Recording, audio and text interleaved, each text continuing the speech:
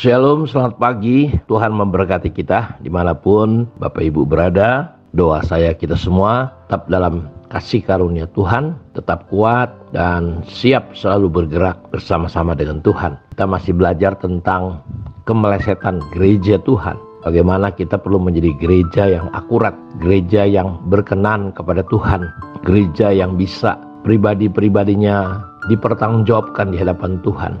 Gereja yang bisa finishing well, gereja yang membawa misi Tuhan, gereja yang punya hati Tuhan, bukan hanya sekedar kumpulan-kumpulan yang kelihatan rohani tetapi ternyata duniawi.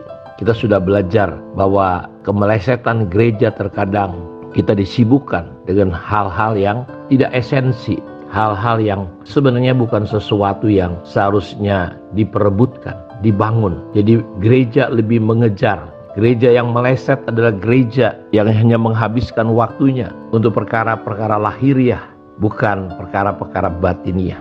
Mereka rasa nyamannya masih ditaruh kepada perkara-perkara dunia, bukan kepada Tuhan. Coba cek rasa nyaman Bapak Ibu. Coba cek betul-betul perhatikan apakah hati kita terpaut kepada Tuhan atau terikat kepada benda-benda, kepada mamon. Karena itu tidak salah kalau di dalam pemuritan kita fokus untuk membangun yang namanya perubahan paradigma, pola pikir. Kita fokus kepada yang namanya peremukan daging. Karena orang yang hidup dalam daging tidak berkenan kepada Allah.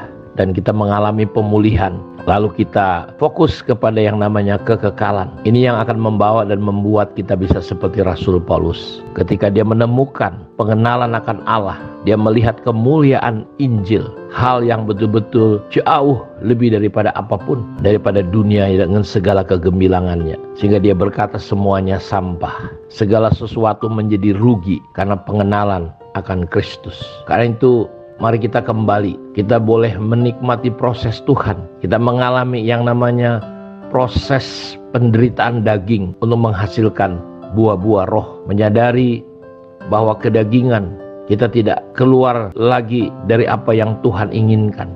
Kita boleh sungguh-sungguh hidup dalam kebenaran. Kita mengajarkan kebenaran. Kita menyembah Allah. Tetapi seringkali kita mengabaikan perintahnya. Karena itu saya ingin ajak Bapak Ibu melihat gereja yang disoroti di kitab Wahyu. Ketika Tuhan berbicara di Efesus, lihat gereja ini luar biasa. Pasal 2 ayat 1 mulai. Tuliskanlah kepada malaikat jemaat di Efesus. Inilah firman dari Dia yang memegang ketujuh bintang di tangan kanannya dan berjalan di antara ketujuh kaki dian emas itu. Kita melihat, aku tahu segala pekerjaanmu, baik jerih payahmu maupun ketekunanmu. Aku tahu bahwa engkau tidak dapat sabar terhadap orang jahat. Tuhan tahu betul kondisi gereja ini. Bahwa mereka telah menyebut dirinya rasul, tetapi yang sebenarnya tidak demikian. Tetapi engkau telah mendapati mereka pendusta. Jadi kita lihat bagaimana begitu hebat, begitu luar biasa gereja ini. Ada orang-orang yang coba masuk di tengah-tengah mereka menyebut dirinya rasul. Tapi tidak, mereka mendapati pendusta. Dan kita harus hati-hati.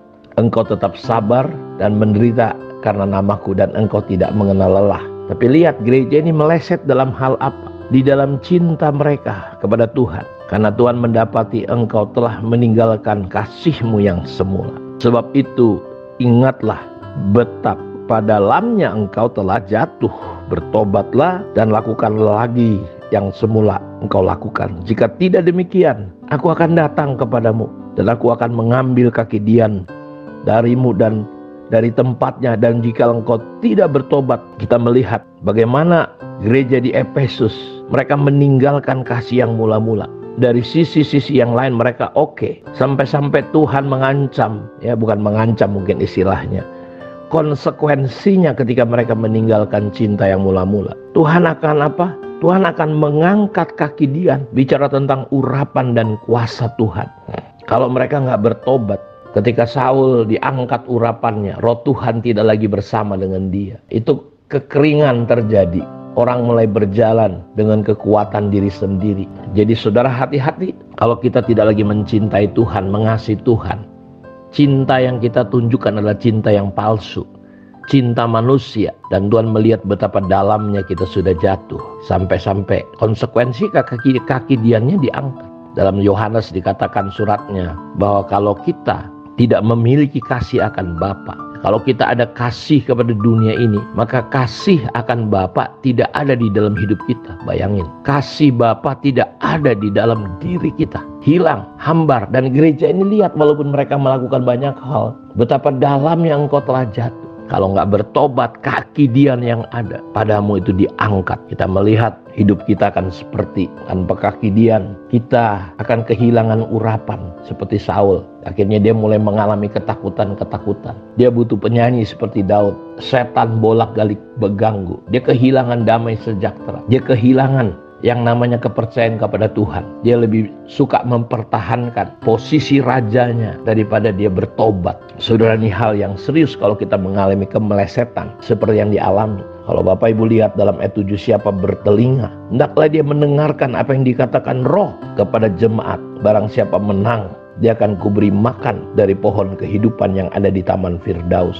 Artinya bahwa kehilangan kasih yang mula-mula, kemelesetan ini harus dibayar dengan yang namanya dengar-dengaran kepada Roh Kudus. Dan kita perlu menang mengatasi ini. Dan kalau kita menang, dia akan memberi, Tuhan akan memberi makan dari pohon kehidupan yang ada di Taman Firdaus. Jadi banyak hal yang bisa saja terjadi, sehingga kita seperti kalau kita dalam konteks gereja hari ini, banyak gereja kehilangan damai sejahtera seperti Saul.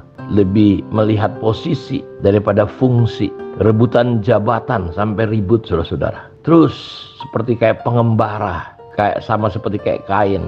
Semua orang-orang yang melakukan dosa itu, mereka seperti pengembara. Rohnya tidak tenang. Saya berharap, saya berdoa, kita menjadi gereja yang akurat, gereja yang tepat, gereja yang pas, gereja yang sangat memperhatikan. Kita berada pada keadaan yang pas, tepat, di mana Tuhan ingin. Karena itu kita sudah belajar banyak, ketepatan dengan Tuhan itu penting. Bukan hanya sekedar perahu itu dibuat, Nuh itu bikin perahu, ada perahunya, bukan. Dibuat harus tepat. Tidak boleh ada kemelesetan. Karena Tuhan akan mengukur semuanya. Kiranya kebenaran ini menolong kita, memberkati kita. Mari kita berdoa. Bapa, terima kasih untuk kemurahan dan anugerah-Mu Tuhan. Terpujilah Engkau. Berkati semua anak-anak-Mu.